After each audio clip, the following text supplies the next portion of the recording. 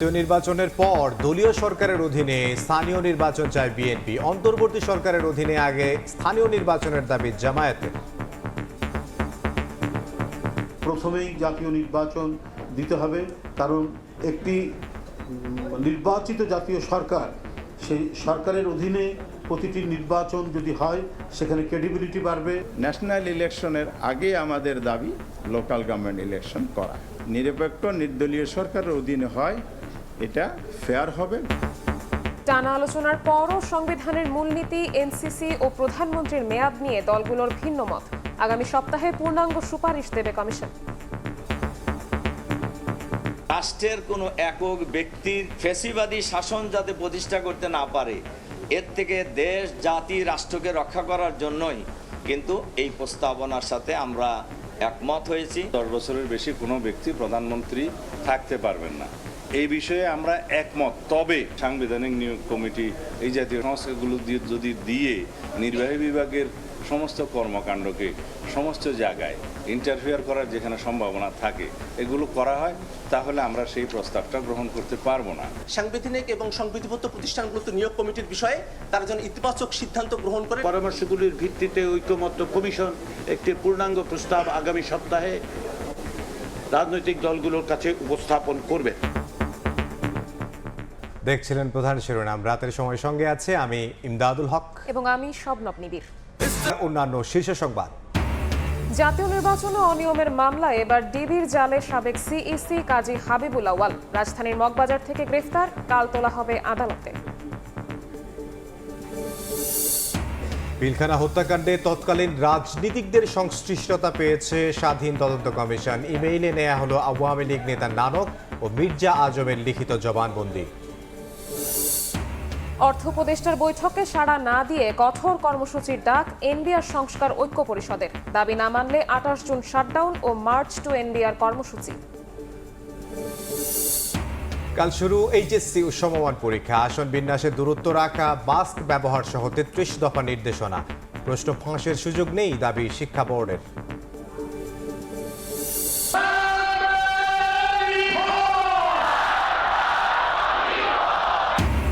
যুদ্ধবিরতির পর ইরানে বিজয় উল্লাস, লক্ষ্য পূরণের দাবি ইসরায়েলেরও। তেহরানের শাসন ব্যবস্থার পরিবর্তন চান না ট্রাম্প, বললেন পারমাণবিক কর্মসূচি পিছিয়ে গেছে কয়েক দশক।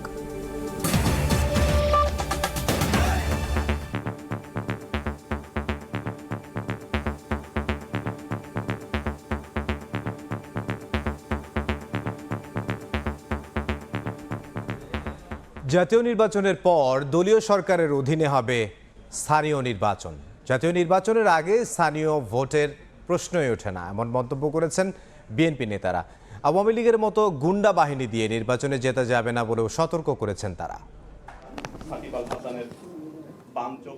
বুধবার দুপুরে রাজধানীর নয়াপল্টনে বিএনপির কেন্দ্রীয় কার্যালয়ে জুলাই গণ অভ্যুত্থানে আহত এবং তাদের পরিবারকে চিকিৎসা সহায়তা তুলে দেন দলের সিনিয়র যুগ্ম মহাসচিব রুহুল কবির রিজভী। ভারপ্রাপ্ত চেয়ারম্যান তারেক রহমান এবং আমরা বিএনপির পরিবারের পক্ষ থেকে এ সহায়তা দেওয়া হয়। এ সময় বক্তব্যে ক্ষমতা নয়, অপরাধ দেখে সরকারকে ব্যবস্থা নেওয়ার আহ্বান জানান রিজভী। আর স্থানীয় সরকার নির্বাচন নিয়ে জামাতের দাবির প্রতিক্রিয়ায় বলেন, আগে হবে সংসদ নির্বাচন, পরে নির্বাচিত সরকারের অধীনে হবে স্থানীয় ভোট। আমাদের বক্তব্য সুস্পষ্ট, প্রথমেই জাতীয় নির্বাচন দিতে হবে, কারণ একটি নির্বাচিত জাতীয় সরকার, সেই সরকারের অধীনে প্রতিটি নির্বাচন যদি হয় সেখানে ক্রেডিবিলিটি বাড়বে। সর্বাগ্রে জাতীয় নির্বাচন হওয়াটাই বাঞ্ছনীয়। এদিন সকালে জাতীয় প্রেস ক্লাবে গণতন্ত্র ফোরামের প্রতিবাদী যুব সমাবেশে অংশ নেন দলের চেয়ারপারসনের উপদেষ্টা জয়নুল আবদিন ফারুক। তিনি হুঁশিয়ার করে বলেন, আওয়ামী লীগের মতো গুন্ডা বাহিনী দিয়ে কোনো রাজনৈতিক দল যেন নির্বাচনে জেতার আশা না করে। 300 সিট পাবেন, কিসের ইঙ্গিত দিচ্ছেন? হাসিনার মতো দিনের ভোট রাতে করে মরা ব্যক্তির ভোট দিয়ে 10টা হুন্ডা গুন্ডা দিয়ে নির্বাচন কেন্দ্র দখল করে ক্ষমতা যাওয়ার আশা আর বাংলাদেশে কোনোদিনও করবেন না। আইন শৃঙ্খলা বাহিনীর যারা গুম, খুন, অন্যায়ের সঙ্গে জড়িত তাদের দ্রুত গ্রেফতারের দাবিও জানান বিএনপি নেতারা। শাতিলা শারমিন, সময় সংবাদ, ঢাকা। এদিকে জাতীয় নির্বাচনের আগে অন্তর্বর্তী সরকারের অধীনে স্থানীয় সরকার নির্বাচন চায় জামায়াত। সকালে সিইসির সঙ্গে বৈঠক শেষে ভোটে সবাইকে সমান সুযোগ দিতে লেভেল প্লেইং ফিল্ড নিশ্চিতের দাবি জানান দলটির নেতারা। একই সঙ্গে প্রবাসী ভোটারদের জন্য পোস্টাল এবং অনলাইন পদ্ধতিতে ভোট নেওয়ার প্রস্তাব জামায়াতের। মঙ্গলবার রাজনৈতিক দল হিসেবে নিবন্ধন ফিরে পায় বাংলাদেশ জামায়াত ইসলামী। একই সঙ্গে দলটির দাঁড়িপাল্লা প্রতীক পুনর্বহাল করে প্রজ্ঞাপন জারি করে নির্বাচন কমিশন। এর পরদিনই বুধবার প্রধান নির্বাচন কমিশনারের সঙ্গে সাক্ষাৎ করতে ইসিতে আসে জামায়াতে ইসলামের 3 সদস্যের প্রতিনিধি দল। ঘণ্টাব্যাপী বৈঠক শেষে দলটির সহকারী সেক্রেটারি জেনারেল হামিদুর রহমান আজাদ জানান, জাতীয় নির্বাচনের আগে স্থানীয় সরকারি নির্বাচন চায় তার দল।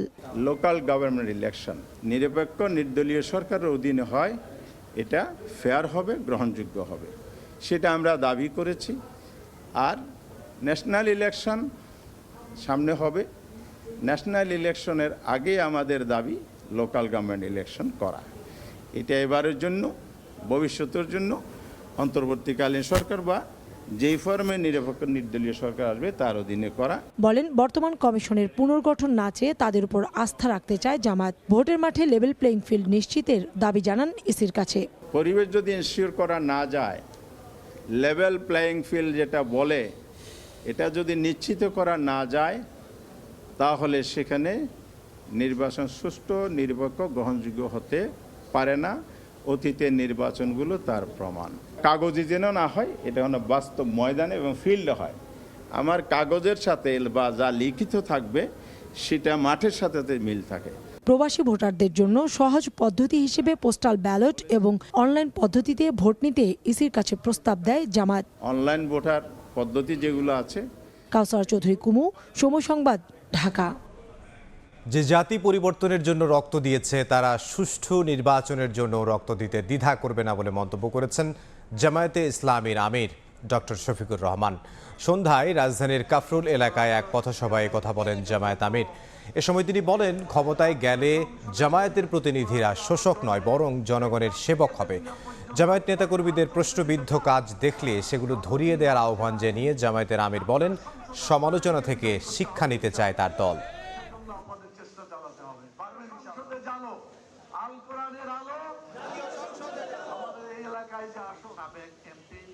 আমাদের কর্মীরা চাঁদাবাজি করে না, দখল বাণিজ্য করে না, মানুষকে ভয় দেখায় না, গায়ের জোরে কোথাও কোনো বাড়াবাড়ি করে না।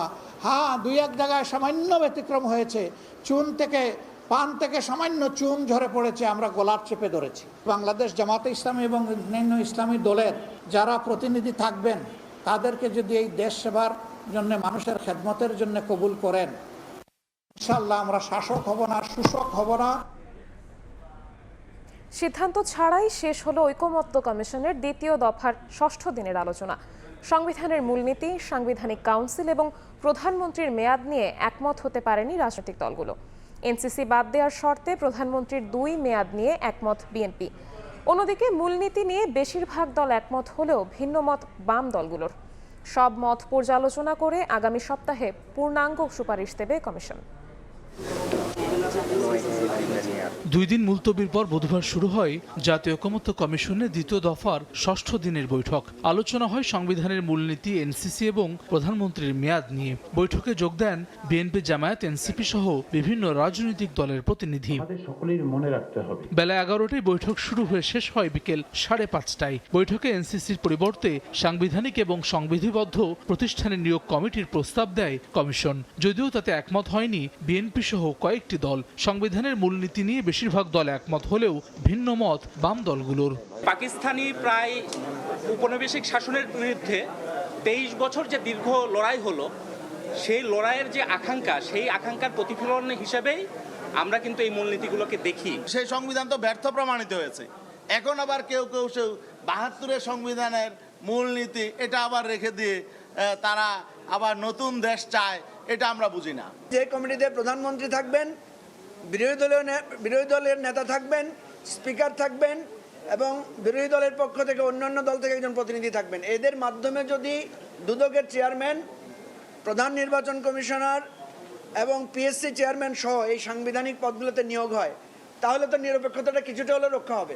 সংবিধিবদ্ধ নিয়োগ কমিটির বিষয়ে একমত জামায়াতে ইসলামী। ক্ষমতার ভারসাম্য নিশ্চিতে এ বিষয়ে সবাইকে একমত হওয়ার আহ্বান এনসিপির। ভবিষ্যতে যেন রাষ্ট্র কাঠামো, রাষ্ট্রের ক্ষমতা এক ব্যক্তির কাছে সীমাবদ্ধ না থাকে, এই বিষয়টাকে নিশ্চিত করতে, গণতান্ত্রিক পরিবেশকে নিশ্চিত করতে বিএনপি এবং সমমনা দল যেগুলো আছে তারা যেন এনসিসির বিষয়ে, অর্থাৎ সাংবিধানিক এবং সংবিধিবদ্ধ প্রতিষ্ঠানগুলোতে নিয়োগ কমিটির বিষয়ে তারা যেন ইতিবাচক সিদ্ধান্ত গ্রহণ করেন। রাষ্ট্রের কোনো একক ব্যক্তির স্বৈরাচার হতে না পারে, ফ্যাসিবাদী শাসন যাতে প্রতিষ্ঠা করতে না পারে, এর থেকে দেশ, জাতি, রাষ্ট্রকে রক্ষা করার জন্যই কিন্তু এই প্রস্তাবনার সাথে আমরা একমত হয়েছি। বিএনপি স্থায়ী কমিটির সদস্য সালাহউদ্দিন আহমেদ জানান, প্রধানমন্ত্রীর 10 বছরের মেয়াদে প্রাথমিকভাবে একমত বিএনপি। তবে এনসিসির মতো কমিটি করে নির্বাহী বিভাগের ক্ষমতা খর্ব করা হলে প্রধানমন্ত্রীর মেয়াদ নিয়ে একমত হওয়া সম্ভব হবে না। 10 বছরের বেশি কোনো ব্যক্তি প্রধানমন্ত্রী থাকতে পারবেন না,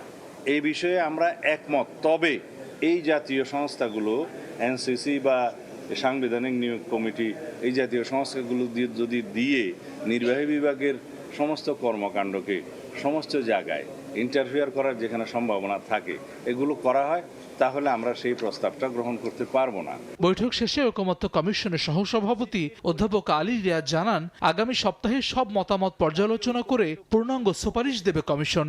পরামর্শগুলির ভিত্তিতে ঐকমত্য কমিশন একটি পূর্ণাঙ্গ প্রস্তাব আগামী সপ্তাহে রাজনৈতিক দলগুলোর কাছে উপস্থাপন করবে। যতক্ষণ না পর্যন্ত আমরা সাংবিধানিক ও সংবিধিবদ্ধ প্রতিষ্ঠানের নিয়োগ সংক্রান্ত বিষয়ে একটা চূড়ান্ত সিদ্ধান্তে আসতে পারছি, ততক্ষণ পর্যন্ত প্রধানমন্ত্রীর মেয়াদ বিষয়ে চূড়ান্ত সিদ্ধান্ত নেওয়া যাচ্ছে না। সংস্কার বাস্তবায়ন ও জাতীয় সনদ তৈরিতে গত 20 মার্চ থেকে এখন পর্যন্ত ঐকমত্য কমিশনের 51টি অধিবেশন হয়েছে।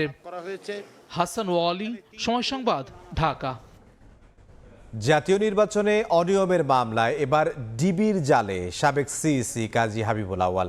দুপুরে রাজধানীর মগবাজার থেকে গ্রেফতারের পর তাকে ডিবি কার্যালয়ে নেওয়া হয়েছে। যুগ্ম পুলিশ কমিশনার মোহাম্মদ নাসিরুল ইসলাম জানান, বিতর্কিত নির্বাচনের অভিযোগে বিএনপি নেতার মামলার 20 নম্বর আসামি সাবেক সিইসিকে কাল তোলা হবে আদালতে। দামি বা সাজানো নির্বাচন করার অভিযোগে সাবেক 3 সিইসি সহ 24 জনের নাম উল্লেখ করে রোববার শেরেবাংলানগর থানায় মামলা করেন বিএনপি নেতা সালাউদ্দিন খান, যেখানে 20 নম্বর আসামি সাবেক প্রধান নির্বাচন কমিশনার কাজী হাবিবুল আউয়াল। বসুন্ধরায় নিজ বাসভবন হলেও মগবাজারে আত্মগোপনে ছিলেন সাবেক সিইসি। বুধবার দুপুরে সেখান থেকেই তাকে গ্রেফতার করে ডিএমপির গোয়েন্দা বিভাগ। বৃহস্পতিবার তাকে আদালতে তোলা হবে। ভিন্ন একটি স্থান থেকে আমরা তাকে গ্রেফতার করেছি, অর্থাৎ তার অবস্থান তার নিজ বাসভবনে ছিল না। তা আমরা বলতে পারি যে হ্যাঁ, তিনি আত্মগোপনে ছিলেন। কাউকে গ্রেপ্তার পরবর্তী কিছু ইনিশিয়াল ম্যানেজমেন্ট থাকে, যে ম্যানেজমেন্টগুলোর মধ্যে তার মেডিকেল চেক আপ করা, আদার্স অন্য যে বিষয়গুলো থাকে, কিছু ডাটাবেজের কার্যক্রম থাকে, সেই কার্যক্রমগুলো যদি আমরা সমাপ্ত করতে পারি, তদন্তকারী কর্মকর্তা যদি মনে করে যে আজকে দিতে পারবে, তাহলে সেক্ষেত্রে হয়তো সেই ধরনের সিদ্ধান্ত আসতে পারে, না হলে আগামীকাল যাবে। 2014 সালের জাতীয় নির্বাচনে দায়িত্ব পালন করা তৎকালীন সিইসি কাজী রকিবউদ্দিন আহমেদ সহ বাকিদের ধরতেও গোয়েন্দা তৎপরতা অব্যাহত আছে বলেও জানায় ডিবি। অভিযুক্ত হিসাবে তাদের নাম এসেছে, যাদের নাম এসেছে তাদের সকলের ব্যাপারেই আমাদের গোয়েন্দা তৎপরতা আছে। তাদের ব্যাপারে আমরা কার্যক্রম অব্যাহত রেখেছি। তাদের অবস্থান শনাক্ত করতে পারলে আইনানুগভাবে আমরা পদক্ষেপ গ্রহণ করব। এর আগে গত রোববার 2018 সালের জাতীয় নির্বাচনের সাবেক প্রধান নির্বাচন কমিশনার KM নুরুল হুদাকে ধরে পুলিশে দেয় জনতা। পরে এই মামলায় গ্রেফতার দেখিয়ে আদালতে তোলা হলে 4 দিনের রিমান্ডে রয়েছেন সাবেক এই সিইসি। জুম্মান সাদিক জ্যাভলিন, সময় সংবাদ, ঢাকা। বিতর্কের মুখে শেখ হাসিনার পক্ষে স্টেট ডিফেন্ড আমিনুল গনি টিটোর নিয়োগ বাতিল করেছেন আন্তর্জাতিক অপরাধ ট্রাইব্যুনাল। শেখ হাসিনার ফাঁসি চেয়ে ফেসবুকে পোস্ট দেয়া নিয়ে বিতর্ক ওঠায় এ সিদ্ধান্ত নেন ট্রাইব্যুনাল। আদালত অবমাননার মামলায় নতুন করে শেখ হাসিনার পক্ষে আইনজীবী নিয়োগ দেওয়া হয়েছে আমির হোসেনকে। মামলার শুনানির নতুন তারিখ নির্ধারণ করা হয়েছে আগামী 2রা জুলাই। শেখ হাসিনার পক্ষে রাষ্ট্রনিযুক্ত আইনজীবী হিসেবে ট্রাইব্যুনাল থেকে নিয়োগ পাওয়ার পর সম্মান বোধ করেছিলেন আমিনুল গনি টিটো। প্রস্তুতি নিয়েছিলেন শেখ হাসিনার পক্ষে আইনি যুদ্ধের, কিন্তু তার এক ফেসবুক পোস্ট ঘিরে শুরু হয় যত বিতর্ক। শেখ হাসিনার পতনের দিন আমিনুল গনি টিটো তার ফেসবুক পোস্টে লিখেছিলেন, মুক্তিযুদ্ধের চেতনা ধ্বংসকারী, খুনি, মিথ্যাবাদী শেখ হাসিনার ফাঁসি চান তিনি। মানসিকভাবে এমন ধারণা পোষণকারী ব্যক্তি নৈতিকভাবে শেখ হাসিনার পক্ষে মামলা লড়তে পারেন কিনা বুধবার এ প্রশ্ন ওঠে ট্রাইব্যুনালে। কেননা এ নিয়ে এরই মধ্যে মানুষের কাছে বিরূপ ধারণা তৈরি হয়েছে। পরে তাকে বাদ দিয়ে নতুন করে আমির হোসেনকে শেখ হাসিনার পক্ষে আইনজীবী নিয়োগ দিয়েছেন বিশেষ আদালত। শুনানির জন্য 1 সপ্তাহ সময় নিয়েছেন অ্যামিকাস কিউরি AY মশিউজ্জামানও। পরে গণমাধ্যমে টিটো বলেন, এ ঘটনায় বিব্রত বোধ করছেন তিনি। 36 বছরের আইন পেশায় নিজেকে নিরপেক্ষ প্রমাণের সুযোগ হারাতে হলো তাকে। 36 বছর ক্যারিয়ার কোনো স্পট নেই। আজকের এই পুরো ঘটনার ভেতর দিয়ে আমি খুব বেশি মানে আমাকে বলতেই পারি যে আমি একটু এম্বারাসিং একটা সিচুয়েশনের ভিতরে পড়ছি। প্রসিকিউটর গাজী MS তামিম বলছেন, স্বার্থের দ্বন্দ্ব থাকায় স্টেট ডিফেন্স থেকে নিজেকে প্রত্যাহার করে নিয়েছেন টিটো। বিব্রত বা অসম্মান বোধ করার কিছুই নেই। উনি অপমানিত হওয়ার কথা নয়, কারণ উনি হয়তোবা বলেছেন যারা তাকে নিয়ে এই ইস্যুটা উঠিয়েছে তাতে সেই কারণে উনি অপমানিত বোধ করছেন। কোর্টের কোনো কারণে অপমানিত বোধ করার কথা নয়। 227 জনকে হত্যার লাইসেন্স পেয়েছি গাইবান্ধার এক আওয়ামী লীগ নেতার সঙ্গে টেলিফোনে কথোপকথনের অভিযোগে শেখ হাসিনা সহ 2 জনের বিরুদ্ধে আদালত অবমাননার মামলা করে প্রসিকিউশন। হাজিরের জন্য পত্রিকায় বিজ্ঞপ্তি দেওয়া হলেও সাড়া দেননি শেখ হাসিনা। আফজাল হোসেন, সময় সংবাদ, ঢাকা। পিলখানা হত্যাকাণ্ডে তৎকালীন গুরুত্বপূর্ণ রাজনীতিকদের সংশ্লিষ্টতা পেয়েছে জাতীয় স্বাধীন তদন্ত কমিশন। এছাড়া শেখ হাসিনা, ফজলে নূর তাপস, শেখ সেলিম সহ 14 জনকে সাক্ষ্য প্রদানের জন্য আহ্বান জানানো হয়েছে। কমিশন জানিয়েছে, এরই মধ্যে আওয়ামী লীগ নেতা মির্জা আজম ও জাহাঙ্গীর কবির নানকের লিখিত জবানবন্দি ইমেইলে নেওয়া হয়েছে। জঙ্গিবাদ সহ নানা ধরনের প্রচারণা চালিয়ে পিলখানা হত্যার তদন্ত ভিন্ন খাতে নেওয়া হয়েছিল বলে জানিয়েছে কমিশন। 2009 সাল 25 ফেব্রুয়ারি সকালে কলঙ্কজনক ঘটনার সাক্ষী হয় দেশের মানুষ। বিদ্রোহের নামে হত্যা করা হয় 57 জন সেনা কর্মকর্তাকে। বিডিআর হত্যাকাণ্ডের ঘটনায় গঠিত জাতীয় স্বাধীন তদন্ত কমিশনের 3য় সংবাদ সম্মেলন জানানো হয়, ঘটনার সময় আইনশৃঙ্খলা বাহিনীর নিষ্ক্রিয়তা ও গোয়েন্দা সংস্থাগুলোর ব্যর্থতায় ভয়াবহ রূপ নেয় পিলখানা হত্যাকাণ্ড। কমিশন প্রধান জানান, এ হত্যাকাণ্ডে তৎকালীন গুরুত্বপূর্ণ রাজনৈতিক কিছু ব্যক্তির সংশ্লিষ্টতা পাওয়া গেছে। প্রাপ্ত তথ্য উপাত্ত থেকে তৎকালীন রাজনৈতিক নেতৃবৃন্দের নানা মাত্রায় সংশ্লিষ্টতার যথেষ্ট তথ্য প্রমাণ পাওয়া গেছে। পিলখানায় সংঘটিত এই হত্যাকাণ্ডটি একটি দীর্ঘমেয়াদী ষড়যন্ত্রের ফল হিসেবে কমিশনের কাছে প্রতীয়মান হয়েছে। তৎকালীন সশস্ত্র বাহিনীর কমান্ড ও আইন শৃঙ্খলা রক্ষাকারী বাহিনীগুলো সময়মতো সিদ্ধান্ত গ্রহণ করেনি। অপরাধ সংগঠনের সময় তারা নিষ্ক্রিয় অবস্থায় ছিল। তৎকালীন গোয়েন্দা সংস্থাগুলো দায়িত্ব পালনে চরম অবহেলা ও ব্যর্থতার পরিচয় দিয়েছে বলে এ পর্যন্ত প্রাপ্ত তথ্যে প্রতীয়মান।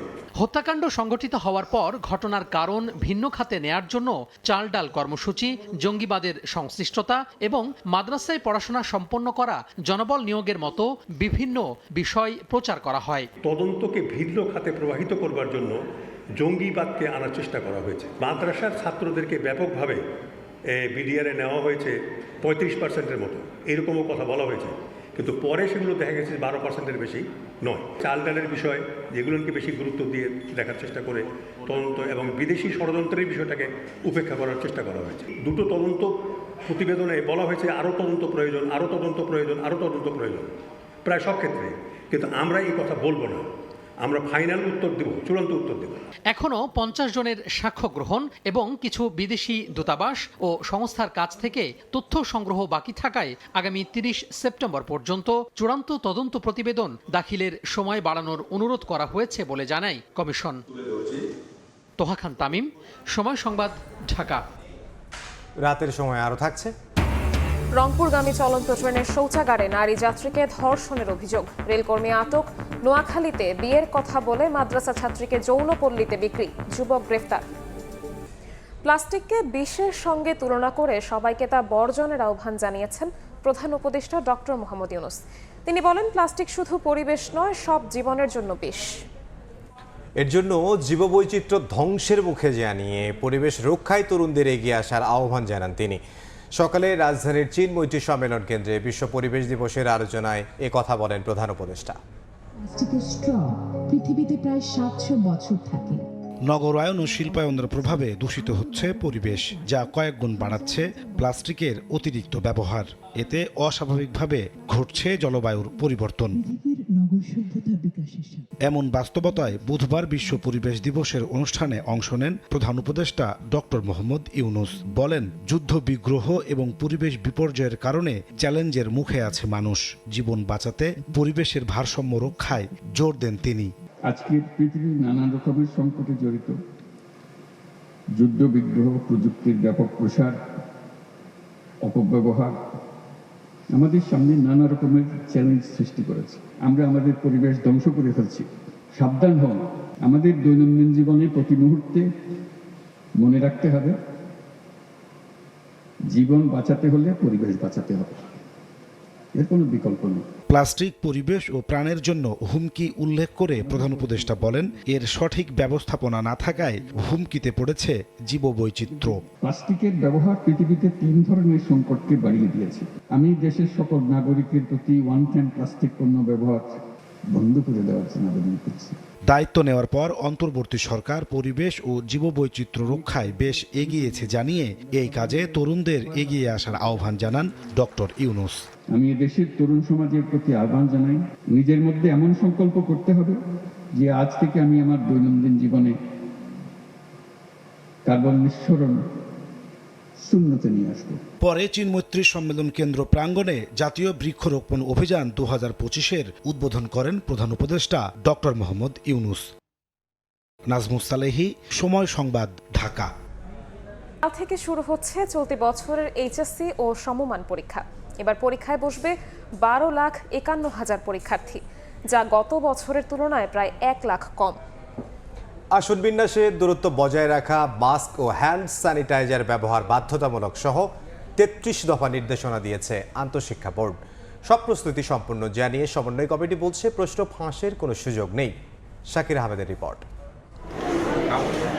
শিক্ষা জীবনের দ্বিতীয় পাবলিক পরীক্ষা এইচএসসি বৃহস্পতিবার শুরু হচ্ছে চলতি বছরের উচ্চ মাধ্যমিক ও সমমানের পরীক্ষা। এবার 9,314টি শিক্ষা প্রতিষ্ঠানের 12,51,111 জন পরীক্ষার্থী 2,797 কেন্দ্রে পরীক্ষায় বসবে। ইতোমধ্যেই কেন্দ্রে কেন্দ্রে পৌঁছে গেছে উত্তরপত্র সহ আনুষঙ্গিক সরঞ্জামাদি। কেন্দ্রের দায়িত্বপ্রাপ্তরা বলছেন, পরীক্ষা গ্রহণের শতভাগ প্রস্তুতি শেষ হয়েছে। সিট ফেলা থেকে শুরু করে পরিষ্কার পরিচ্ছন্ন থেকে শুরু করে সবগুলি আমরা সম্পন্ন করে ফেলেছি। করোনা এবং ডেঙ্গুর মহামারীর জন্য অভিভাবকরা যেন এসে গেটে বিল না করে। কারিগরি ও মাদ্রাসা বোর্ড সহ দেশের 11টি শিক্ষা বোর্ডের মধ্যে এবার সবচেয়ে বেশি পরীক্ষার্থী ঢাকা বোর্ডে, বরিশাল বোর্ডে।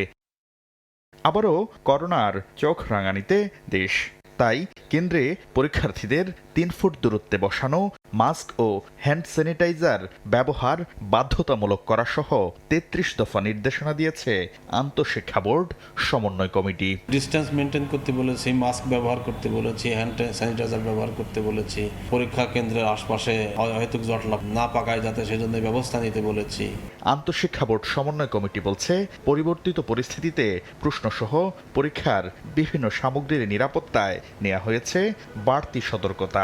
আর প্রশ্ন ফাঁসের কোনো সুযোগ নেই বলেও দাবি সভাপতির। আমরা এই প্রশ্ন আউটের ঘটনাগুলো বা খবরকে আমরা গুজব মনে করে নিয়ে আগাবো। চলতি বছর পুনর্বিন্যাসকৃত সংক্ষিপ্ত সিলেবাসে সব বিষয়ে পূর্ণ নম্বর ও পূর্ণ সময়ে পরীক্ষা অনুষ্ঠিত হবে। শাকির আহমেদ, সময় সংবাদ, ঢাকা। আলোচনায় বসতে অর্থ উপদেষ্টার ডাকে সাড়া না দিয়ে আরো কঠোর কর্মসূচি দিল এনবিআর সংস্কার ঐক্য পরিষদ। বিকেলে সংবাদ সম্মেলন করে জোটের নেতারা জানান, চেয়ারম্যানকে অপসারণ করা সহ 27 জুনের মধ্যে দাবি না মানলে 28 জুন শাটডাউনের পাশাপাশি পালন করা হবে মার্চ টু এনবিআর কর্মসূচি। আগামীকালও কর্মবিরতি পালন করবেন কর্মকর্তারা। এনবিআর সংস্কার ঐক্য পরিষদের ব্যানারে দ্বিতীয় দফায় তৃতীয় দিনের মতো কলম বিরতি শুরুর আগেই আলোচনায় বসার ডাক দেন অর্থ উপদেষ্টা। বুধবার সকালে উপদেষ্টা দফতর থেকে পাঠানো সংবাদ বিজ্ঞপ্তিতে জানানো হয়, সবার ঐক্যমত্যের ভিত্তিতে 31 জুলাইয়ের মধ্যে জারি করা অধ্যাদেশে প্রয়োজনীয় সংশোধন করা সম্ভব হবে। বৃহস্পতিবার আলোচনায় বসারও আহ্বান জানানো হয় ওই বিজ্ঞপ্তিতে। তবে নিজেদের অবস্থানে অনড় থেকে বিকেলে সংবাদ সম্মেলন করে অর্থ উপদেষ্টার সঙ্গে আলোচনায় বসার ডাক প্রত্যাখ্যানের কথা জানান এনবিআর সংস্কার ঐক্য পরিষদের নেতারা। এই সভার নোটিশটি একটি আইওয়াস ছাড়া আর কিছুই নয়। কর্মসূচি পালনকারী এনবিআর সংস্কার ঐক্য পরিষদ থেকে কোনো প্রতিনিধি উক্ত আলোচনায় অংশগ্রহণ করার সুযোগ না রাখায় উক্ত আলোচনায় অংশগ্রহণ করবে না। এ সময় 27 জুনের মধ্যে এনবিআর চেয়ারম্যানকে অপসারণ করা সহ তাদের দাবি মেনে নেওয়া না হলে 28 জুন শাটডাউনের পাশাপাশি মার্চ টু এনবিআর কর্মসূচি পালনের হুঁশিয়ারি দেয় এনবিআর সংস্কার ঐক্য পরিষদ। এছাড়াও কর্মীদের বিরুদ্ধে কোনো ব্যবস্থা নিলে প্রতিহতের ঘোষণা দেন আন্দোলনকারীরা। আওয়ামী লীগ সরকারের এজেন্ডা বাস্তবায়নকারী 44 আমলার তালিকায় 3 নম্বরে থাকা এবং দেশ ও রাজস্ব ব্যবস্থাকে অস্থিতিশীল করার অপচেষ্টায় লিপ্ত এনবিআরের বর্তমান চেয়ারম্যানকে আগামী 27 জুন 2025 খ্রিস্টাব্দ তারিখের মধ্যে অপসারণ করা না হলে আগামী 28 জুন 2025 খ্রিস্টাব্দ তারিখ থেকে ট্যাক্স, কাস্টমস ও ভ্যাট বিভাগের সকল দপ্তরের লাগাতার শাটডাউন কর্মসূচি চলবে। সারা দেশের ট্যাক্স, কাস্টমস ও ভ্যাট বিভাগের সকল দপ্তর থেকে এনবিআর অভিমুখে মার্চ টু এনবিআর পালিত হবে। তবে আন্তর্জাতিক যাত্রী সেবা ও রপ্তানি কার্যক্রম এনবিআর কর্মকর্তা কর্মচারীদের কঠোর কর্মসূচির বাইরে থাকবে বলে জানানো হয়েছে। সাদিক হাসান ইমন, সময় সংবাদ, ঢাকা। দুর্নীতির মামলায় ঢাকা 20 আসনের সাবেক সংসদ সদস্য বেনজির আহমেদের প্রায় 15 কোটি টাকার স্থাবর সম্পত্তি ক্রোক এবং প্রায় 1.5 কোটি টাকার অস্থায়ী সম্পত্তি অবরুদ্ধের আদেশ দিয়েছেন আদালত।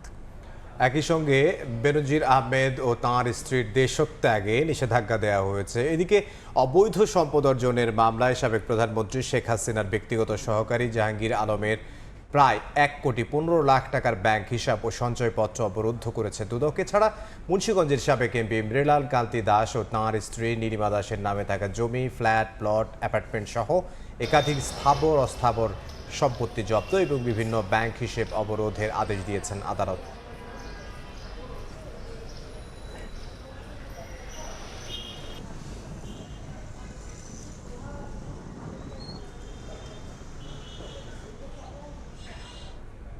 কর্ণফুলী টানেল ও মেট্রো রেল নির্মাণে 1 টাকার জায়গায় 20 টাকা খরচ করা হয়েছে বলে জানিয়েছেন বাণিজ্য উপদেষ্টা শেখ বশির উদ্দিন। ঋণের টাকায় তৈরি করা অপ্রয়োজনীয় মেগা অবকাঠামো ভেঙে ফেলা উচিত বলেও মন্তব্য করেছেন তিনি। তবে সুনির্দিষ্ট কোনো প্রকল্পের নাম উল্লেখ করেননি। বিকেলে রাজধানীর পল্টনে ইআরএফ মিলনায়তনে এক অনুষ্ঠানে বক্তব্য দেন উপদেষ্টা। বলেন, যে পরিমাণ অর্থনৈতিক দায় তৈরি করা হয়েছে সেটির কারণে এখন জাতীয় ব্যয়ের বড় অংশ চলে যাচ্ছে দেশি বিদেশি ঋণ মেটাতে। অর্থের জন্য আইএমএফ এর পেছনে না ঘুরে অভ্যন্তরীণ সক্ষমতা বাড়ানোর ওপরও জোর দেন বাণিজ্য উপদেষ্টা। কর্ণফুলীর টানেল হোক, এমন উচ্চ মূল্যের বিনিয়োগ করেছি। ঋণের নামে আমরা মেট্রো রেল করতে যে 1 টাকার জিনিস 20 টাকায় করে আজকে আমাদের জাতীয় ব্যয়ের সর্ববৃহৎ ব্যয় হচ্ছে আমাদের দায় পরিশোধের জন্য। যেগুলো প্রয়োজন নাই এমন সব জিনিস যা করা হয়েছে যা কল্পনার ভিতরেও আসে না। আমার ব্যক্তিগত, এটা আমার মত, এটা সরকারের মত না, আমার ব্যক্তিগত মত হচ্ছে ভেঙে ফেলে। নতুন নেতৃত্ব পেল বৈষম্য বিরোধী ছাত্র আন্দোলন। সংগঠনটির প্রথম সম্মেলনে সভাপতি নির্বাচিত হয়েছেন রিফাত রশিদ ও সাধারণ সম্পাদক ইনামুল হাসান। বিতর্কের ঊর্ধ্বে থাকার চেষ্টা ও আর্থিক স্বচ্ছতা নিশ্চিত করার উপর জোর দেন সংগঠনটির নির্বাচিত সদস্যরা। জ্যেষ্ঠ নেতাদের অনেকেই জাতীয় নাগরিক পার্টিতে চলে যাওয়ায় বেশ কয়েকদিন ধরে কিছুটা নেতৃত্ব শূন্য ছিল বৈষম্য বিরোধী ছাত্র আন্দোলন। সেই শূন্যতা পূরণে প্রথমবারের মতো সংগঠনটির সম্মেলন অনুষ্ঠিত হলো বুধবার। নতুন কমিটিতে পদপ্রত্যাশীদের কয়েকজন জানান, জুলাইয়ের চেতনা এগিয়ে নিয়ে যাওয়াই তাদের মূল লক্ষ্য। বিশেষ করে আমরা কাজ করব আহত শহীদ পরিবার এবং যাদের এই বিচার এবং হচ্ছে পুনর্বাসন নিয়ে এই কাজগুলো আমাদের সমান অধিকার থাকবে, কোনো বৈষম্য থাকবে না, সেটা আমরা পৌঁছে দেওয়ার চেষ্টা করবো। এমন একটা শক্ত এবং একটা নিরপেক্ষ অবস্থানে নিয়ে যাওয়া যেটা একটা যে কোনো রাজনৈতিক বা ছাত্র সংগঠনের জন্য একটা প্রেশার পয়েন্ট হিসেবে ফাংশন করতে পারে। এই গণঅভ্যুত্থানের এই ব্যানারকে আবার সবার কাছে ফিরিয়ে দেওয়ার জন্য, যাতে আবার সবাই দলমত ভুলে গিয়ে এই ব্যানারকে নিজের মনে করতে পারে। ২৬ জন কাউন্সিলরদের মধ্যে বুধবার ২১ জন তাদের ভোটাধিকার প্রয়োগের মাধ্যমে নতুন নেতৃত্ব বাছাই করেন। দুপুর ১২টায় শুরু হয়ে ভোট গ্রহণ শেষ হয় বিকেল ৫টায়। এরপর গণনা শেষে ঘোষণা করা হয় নির্বাচিতদের নাম। ২০২৫ কেন্দ্রীয় কাউন্সিলের নির্বাচিত যারা হয়েছেন ৪টি পদে তাদের নাম ঘোষণা করছি। ২১টি ভোটের মধ্যে ১৬টি ভোট পেয়ে সভাপতি পদে নির্বাচিত হয়েছেন রশিদুল ইসলাম ওরফে রিফাত রশিদ। সাধারণ সম্পাদক পদে 23টি ভোটের মধ্যে 10 ভোট পেয়ে নির্বাচিত হয়েছেন শেখ ইনামুল হাসান ওরফে হাসান ইনাম। সাংগঠনিক সম্পাদক পদে 23 ভোটের মধ্যে 19 ভোট পেয়ে নির্বাচিত হয়েছেন মইনুল ইসলাম।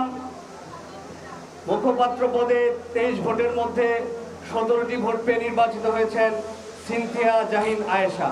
নির্বাচিত সভাপতি ও সাধারণ সম্পাদক জানালেন সর্বোচ্চ দায়িত্বশীলতার মাধ্যমে দায়িত্ব পালন করবেন। হুঁশিয়ারি দেন দুর্নীতি ও চাঁদাবাজির বিরুদ্ধে জিরো টলারেন্সের। আমরা বৈষম্য বিরোধী ছাত্র আন্দোলনকে আবার নতুন করে ঢেলে সাজাবো। এবার আমাদের টপ প্রায়োরিটি হবে বৈষম্য বিরোধী ছাত্র আন্দোলনের ব্যানারকে ব্যবহার করে, প্ল্যাটফর্মকে ব্যবহার করে, পদ পদবীকে ব্যবহার করে কোনো প্রকার চাঁদাবাজি, দুর্নীতি বা কোনো প্রকার অনিয়ম করার ন্যূনতম সুযোগ আমরা দেব না। এই ব্যাপারে আমরা জিরো টলারেন্স নীতি গ্রহণ করছি। বিতর্কের ঊর্ধ্বে থাকার চেষ্টা ও আর্থিক স্বচ্ছতা নিশ্চিত করার উপরও জোর দেন সংগঠনের নির্বাচিত সদস্যরা। আতাউর কাউসার, সময় সংবাদ, ঢাকা। ঢাকা থেকে রংপুরগামী চলন্ত ট্রেনে এক নারী যাত্রীকে ধর্ষণের অভিযোগ উঠেছে। এ ঘটনায় ট্রেনের পিএ অপারেটর সাইফুল ইসলামকে গ্রেফতার করা হয়েছে। এদিকে নোয়াখালীর এক কিশোরীকে ঢাকার যৌনপল্লীতে বিক্রি করে দেওয়ার অভিযোগে এক যুবককে গ্রেফতার করা হয়েছে। এছাড়া রাজধানীর মোহাম্মদপুরে স্কুল ছাত্রীকে ধর্ষণের অভিযোগে এক শিক্ষককে গ্রেফতার করেছে পুলিশ। রাজধানী থেকে ট্রেনে করে গ্রামের বাড়ি ফিরছিলেন এক নারী। পথে চলন্ত ট্রেনে শিকার হলেন ধর্ষণের। বুধবার সকালে রাজধানীর কমলাপুর থেকে রংপুর এক্সপ্রেস ট্রেন উত্তরবঙ্গের উদ্দেশ্যে যাত্রা করে। পথে চলন্ত ট্রেনে কেবিনের টয়লেটে ঢুকে ট্রেনটির পিএ অপারেটর সাইফুল ইসলাম এক নারীকে ধর্ষণ করে বলে অভিযোগ ওঠে।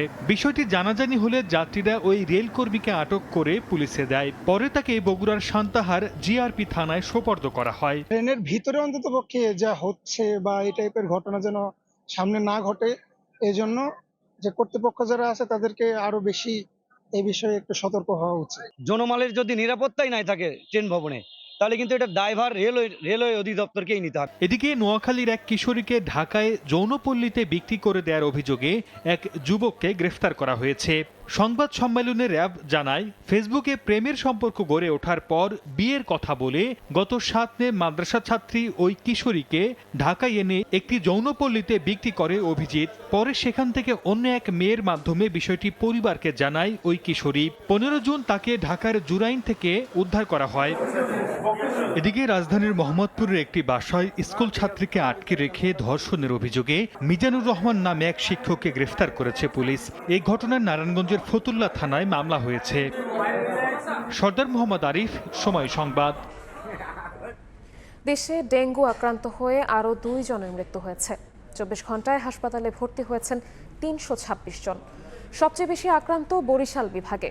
শয্যা সংকটে শেরেবাংলা মেডিকেলের মেঝেতে রেখে দিয়ে হচ্ছে চিকিৎসা। দেশে ডেঙ্গু পরিস্থিতি দিন দিন ভয়াবহ আকার ধারণ করছে। দেশের বিভিন্ন জেলায় প্রতিনিয়ত বাড়ছে আক্রান্তের সংখ্যা। গত 24 ঘন্টায় রাজশাহী মেডিকেল কলেজ হাসপাতালে এক ব্যক্তি চিকিৎসাধীন অবস্থায় মারা গেছেন। বর্তমানে হাসপাতালটিতে শিশুসহ 5 জন ডেঙ্গু রোগী চিকিৎসা নিচ্ছেন। এদিকে বরিশাল জেলায় লাফিয়ে লাফিয়ে বাড়ছে ডেঙ্গু আক্রান্তের সংখ্যা। শয্যা সংকটে বরিশাল শেরেবাংলা মেডিকেল কলেজ হাসপাতালের মেডিসিন ভবনের মেঝেতে শুয়ে চিকিৎসা নিচ্ছেন রোগীরা। গত 24 ঘন্টায় বরিশাল বিভাগের রেকর্ড সংখ্যক 157 জন নতুন করে ডেঙ্গুতে আক্রান্ত হয়েছেন। এই বিভাগের 6 জেলার বিভিন্ন হাসপাতালে চিকিৎসাধীন আছেন 450-র বেশি রোগী। বরিশালের 500 বেডের হাসপাতালে রোগীর চাপে হিমশিম অবস্থা কর্তৃপক্ষের। ডাক্তার রিপোর্ট করছে, রিপোর্টের মাধ্যমে ডিঙ্গু ধরা খাইছে। চিকিৎসা চলে কিন্তু মশের দোষে এমনি যায় জায়গায় খুব একটা বিচ্ছিরি। আমাদের শেরেবাংলা মেডিকেল কলেজে আসলে আমরা রোগী ফেরত দেই না, যত রোগী আছে তত রোগী চিকিৎসা দিই। তো সেক্ষেত্রে হাসপাতালের বেডে যদি আমাদের জায়গা না হয় সেক্ষেত্রে মেঝেতে থাকে, এবং যারা হাসপাতালে বেড আছে তাদের তো নামাই দেওয়া যায় না। তো চিকিৎসা এভাবে চলছে, চিকিৎসা চলবে। এদিকে ডেঙ্গু পরিস্থিতির সবচেয়ে বেশি অবনতি হয়েছে বরগুনায়। রোগীর চাপে যেন তিল ধারণের ঠাঁই নেই জেনারেল হাসপাতালে। চলতি মৌসুমে এ জেলায় ডেঙ্গুতে আক্রান্ত ২৫০০ মানুষ। ডেঙ্গু পরিস্থিতি নিয়ন্ত্রণে মশক নিধন, পরিচ্ছন্নতা কার্যক্রম বাড়ানো হয়েছে বলে জানায় বরিশাল সিটি কর্পোরেশন। আমাদের নগরবাসীর প্রতি আমাদের সবিনয় অনুরোধ, আপনারা দয়া করে প্রত্যেকে একটু সতর্ক হন এবং ড্রেনটাকে পরিষ্কার রাখতে দিন। ড্রেনে যদি ময়লাটা আটকে না থাকে, পানিটা আটকে না থাকে, তাহলে ডেঙ্গু উৎপাদন এমনিতেই বন্ধ হয়ে যাবে। স্বাস্থ্য অধিদপ্তরের তথ্য মতে চলতি বর্ষা মৌসুমে বরিশাল ও বরগুনায় ডেঙ্গুতে ৯ জনের মৃত্যু হয়েছে। আক্রান্ত হয়েছেন প্রায় ৪,০০০ মানুষ। কনক আজাদ, সময় সংবাদ। এর কবলে চলে গেছে রাজধানীর তেজগাঁও সড়ক। দিনরাত ২৪ ঘন্টা সড়ক জুড়ে দাঁড়িয়ে থাকে ট্রাক এবং পিকআপের পার্কিং। এতে যে উদ্দেশ্যে এলাকাটি দখলমুক্ত করে যান চলাচলের জন্য সড়ক তৈরি করা হয়েছিল তা ব্যাহত হচ্ছে প্রতিদিনই। যদিও উত্তর সিটি কর্পোরেশন বলছে ওই এলাকায় শুধু পার্কিংয়ের জন্য বহুতল ভবন নির্মাণ করবেন তারা। ভবন নির্মিত হলে দখলমুক্ত হবে তেজগাঁও সড়ক। ওমর ফারুকের তোলা ছবিতে তানভীর হাসান মেঘের রিপোর্ট। ৪ লেন সড়কের ২টি লেনই দখল করে আছে ট্রাক, পিকআপ আর কাভার্ড ভ্যান। দেখে গ্যারেজ মনে হলেও এটি তেজগাঁও সড়ক। শুধু সড়ক দখল রেখে অবৈধ পার্কিংই নয়, কোথাও কোথাও চলছে গাড়ি মেরামতের কাজও। কোথাও আবার ফুটপাতের উপরই উঠে গেছে ট্রাক। মূল সড়কই যদি এই দশা হয়, তবে গলিগুলোর কি দশা তা সহজেই অনুমেয়। সার্ভিস লেনে রিক্সা বা ভ্যান চলার পথ বন্ধ করে রাখা হচ্ছে গাড়ি, ফলে দুর্ভোগে পথচারীরা। লরি রেখা তো রাস্তাটা অর্ধেক বন্ধ করে রাখছে, অনেক জ্যাম পড়ে, পুরো মিলায় জায়গাটা পুরো হজবরল হয়ে যায়। পিছনের দিকে যে ঝুলন্ত অংশটা থাকে ওটা একেবারে ফুটপাতের উপর উঠায় দেয়। এই যে হাইটা যাওয়া আসা অনেক সমস্যা হয়, দুইটা মানুষ যেতে পারতেছি না। চিপা রাস্তা দিয়ে আসলাম, হ্যাঁ এটা অনেক রিস্ক, তাই না? অনেকে যে বখাটে ছেলেরা বসে ছিল, যাতায়াতের জন্য একটা বেড়া পর্যন্ত দেওয়া হয়েছিল, সেটা ভেঙে আবারও গাড়ি রাখতেছে এইভাবে। বছর দশক আগে কয়েক দফা চেষ্টার পর ২০১৫ সালে তেজগাঁওয়ের সড়কগুলো দখলমুক্ত করে ঢাকা উত্তর সিটি কর্পোরেশন। পরবর্তীতে তৈরি হয় ৪ লেনের সড়ক। কিন্তু ২ থেকে আড়াই বছর স্বাভাবিক থাকলেও আবারও দখলের কবলে চলে গেছে তেজগাঁওয়ের সবগুলো সড়ক। চালকদের দাবি, নির্দিষ্ট পার্কিংয়ের অভাবেই তারা মূল সড়কে গাড়ি রাখতে বাধ্য হন। একই রকম কথা বলছে পুলিশ ও পরিবহন মালিকরা। ট্র্যাক স্ট্যান্ডে ফুল হয়ে যাওয়ার পরে সড়কে গাড়িগুলো রাখা। TNT-তে গাড়ি রাখতে পারলে আমাদের রাস্তায় কোনো গাড়ি রাখা লাগবে না। জায়গা নাই কারণে বিদায়ী এই গাড়িটি এলে পেল। TNT-টা যদি মেরামত করে মোটামুটি আমাদেরকে দিত, তাইলে আমাদের সমস্যাটা থাকতো না। যত পরিমাণ গাড়ি ঢাকা শহরে আসে, সেই গাড়িগুলোর স্ট্যান্ডের জন্য যে জায়গাটুকু নির্ধারণ করা আছে তেজগাঁ, এইটুকু খুবই কম। সমস্যার কথা স্বীকার করে সিটি কর্পোরেশন জানিয়েছে, পার্কিংয়ের জন্য বহুতল ভবন নির্মাণের উদ্যোগ নিয়েছেন তারা। তবে ভূমি সংক্রান্ত জটিলতায় সেই কাজও থমকে আছে। এখানে TNT-র কিছু জায়গা আছে, গণপূর্তের কিছু জায়গা আছে। দীর্ঘমেয়াদী পরিকল্পনা হচ্ছে যে এখানে যে ৯-১০ বিঘা জায়গা আমরা পাবো, সেটাকে আমরা বড় মাল্টি স্টোরেড পার্কিং ব্যবস্থা আমরা করব। যদি দ্রুত জায়গাটা বুঝে নেই, আমরা পরের মাসেই কনসালটেন্ট নিয়োগ করে দেব। স্থানীয়দের দাবি, যে উদ্দেশ্যে এই সড়ক নির্মাণ করা হয়েছিল সেই উদ্দেশ্য যাতে সফল হয়, সেজন্য যা করা দরকার সেটি করুক কর্তৃপক্ষ। তানভীর হাসান মেঘ, সময় সংবাদ, ঢাকা। শাহজালাল বিমানবন্দরের ৩য় টার্মিনাল নির্মাণে ব্যয় বাড়তে পারে আরও ২,০০০ কোটি টাকা। নান্দনিকতা ও নির্মাণ সামগ্রীর মান উন্নয়নে এই ব্যয় পরিশোধের তাগাদা দিয়েছে নির্মাণকারী ঠিকাদার প্রতিষ্ঠান। বিষয়টি স্বীকার করে মূলত ব্যয় কতটা তা পর্যালোচনা করে সমন্বয়ের কথা জানিয়েছেন সিভিল এভিয়েশন চেয়ারম্যান। তবে ব্যয় বৃদ্ধির যৌক্তিকতা নিয়েও প্রশ্ন তুলে বিশেষজ্ঞরা বলছেন গলদ খুঁজে বের করতে হবে। কাজল আব্দুল্লাহ রিপোর্ট। ২০২৪ সালে পুরোদমে যাত্রী সেবা দেওয়ার কথা থাকলেও চালু হয়নি ঢাকা বিমানবন্দরের ৩য় টার্মিনাল। উল্টো কাজ শেষ করতে না পারায় নতুন করে ব্যয়ের খাতায় যোগ হতে পারে আরও ২,০০০ কোটি টাকা। নির্মাণ কাজে আসছে কিছু পরিবর্তন। ভিভিআইপি জোন সহ কয়েকটি স্থানের সাজসজ্জা ও নতুন সংযোজনে বাড়তি অর্থ দাবি করেছে ঠিকাদারি প্রতিষ্ঠান। বিগত সরকারের সময় শুরু হওয়া এই বিশাল কর্মযজ্ঞের নানা অংশে ছিল অনিয়ম, নিম্নমানের নির্মাণ সামগ্রী। এমন 5 শতাধিক ভেরিয়েশনের জন্য অতিরিক্ত ব্যয়ের কথা জানিয়েছে সিভিল এভিয়েশন। বলা হয় কাজের পাশাপাশি দুর্নীতি খতিয়ে দেখছে দুদক। আমরা যখন এসেছি তখন একদম শেষ মুহূর্তে এসে আমরা এটাকে হ্যান্ড করেছি। হ্যান্ড করার পর এখানে অনেকগুলো ভ্যারিয়েশন, অনেক কাজ হয়েছে, অনেক ভ্যারিয়েশনস হয়েছে, প্রচুর ভ্যারিয়েশনস, 566টা ভ্যারিয়েশনস হয়েছে। তো এই ভ্যারিয়েশনসগুলো আমরা এখন ওনাদের সাথে বসে সেটেল করার চেষ্টা করছি। দুর্নীতি দমন কমিশন তাদের কাজ করে যাচ্ছে, যে যার কাজ করে যাচ্ছে। আমার যে প্রচেষ্টা হচ্ছে এখন সর্বোচ্চ কম সময়ের ভিতরে এটাকে অপারেশন নিয়ে আসা। 2019 সালে নির্মাণ শুরুর পর করোনাকালেও থেমে থাকেনি তৃতীয় টার্মিনালের কাজ। সেক্ষেত্রে ব্যয় বৃদ্ধি নিয়ে প্রশ্ন তুলছেন বিশেষজ্ঞরা, দিয়েছেন গলদ খুঁজে বের করার তাগিদ। তবে ক্যাব চেয়ারম্যান জানান, নিজেদের স্বার্থ ঠিক রেখেই আইনগতভাবে সমাধান করা হবে বিষয়টি। যারা এটা কস্টিং অ্যানালাইসিস করে তারা এই জিনিসগুলো আগে থেকে কেন ফোরসি করতে পারে না? হ্যাঁ, আমাদের কি জিনিস লাগবে, আমার চায়না জিনিস লাগবে না জাপানিজ লাগবে, এগুলো তো আগে থেকে বলতে পারার কথা। স্বাভাবিকভাবে তো দেরি হলে তো আমাদের কারেন্সি ফ্ল্যাকচুয়েশনের কারণে কস্ট কিছু বাড়তে পারে, বাট সেটারও তো একটা যৌক্তিক পর্যায়ে হতে হবে। নট 2000 কোটি টাকা তো বাড়াটা এটা গ্রহণযোগ্য সমাধান না। আমাদের যে কনসালটেন্ট থাকে সেই কনসালটেন্ট ওইটাকে জাস্টিফাই করতে হয়, তার নিয়মকানুন অনুযায়ী জাস্টিফাই করে তারপরে ফরওয়ার্ড করতে হয়। অনেক আগে থেকে একটু জটিলতা তৈরি হয়েছে। আমরা চেষ্টা করছি আমাদের স্বার্থ সংরক্ষণ করে সেই জটিলতা কিভাবে সংরক্ষণ করা যায়। 2017 সালে তৃতীয় টার্মিনাল নির্মাণে ব্যয় প্রস্তাব ছিল 13,000 কোটি টাকা। 2022 সালে তা বেড়ে হয় 21,400 কোটি টাকা। এবার নতুন ব্যয় যোগ হলে ছাড়াবে 23,000 কোটি টাকা। কাজল আব্দুল্লাহ, সময় সংবাদ, ঢাকা। দেখছেন রাতের সময়। যুদ্ধবিরতির পর নিজেদের বিজয় দাবি করছে ইরান ইসরায়েল। তেহরানের দাবি, পারমাণবিক ও ক্ষেপণাস্ত্র কর্মসূচি ধ্বংসের কোনো লক্ষ্যই অর্জন করতে পারেনি যুক্তরাষ্ট্র। আর নেতানিয়াহু বলছেন, প্রজন্মের পর প্রজন্ম স্মরণীয় হয়ে থাকবে এই ঐতিহাসিক বিজয়। ডোনাল্ড ট্রাম্প বলেছেন, মার্কিন হামলার পর ইরানের পারমাণবিক কর্মসূচি পিছিয়ে গেছে কয়েক দশক।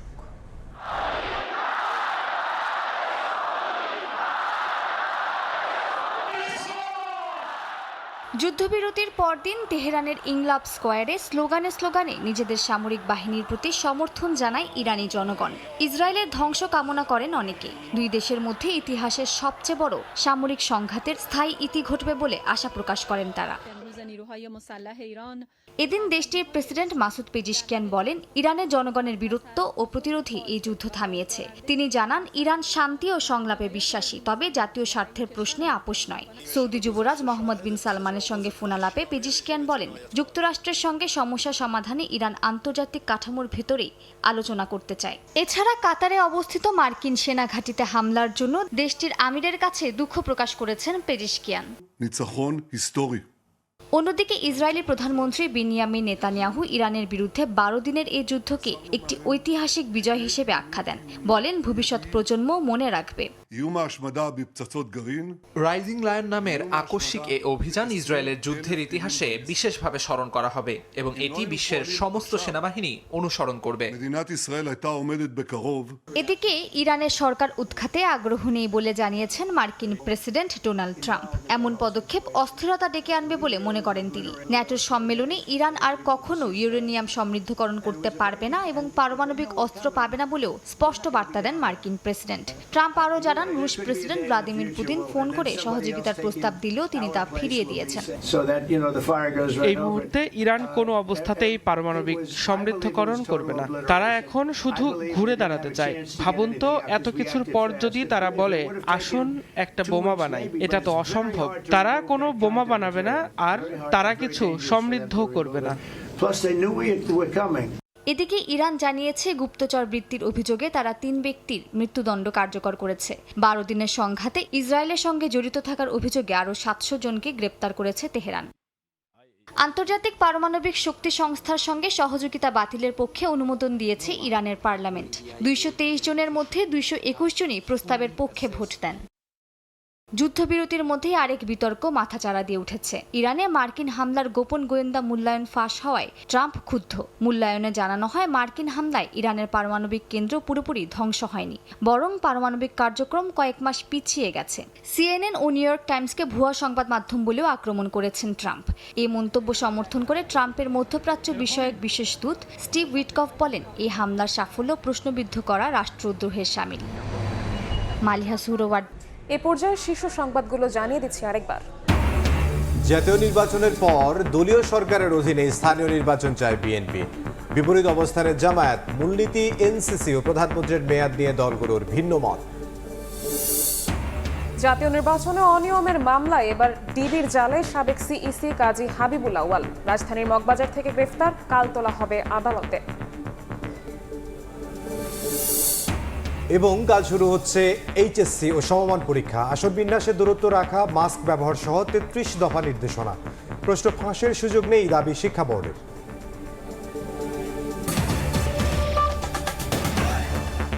এই ছিল রাতের সময়ে।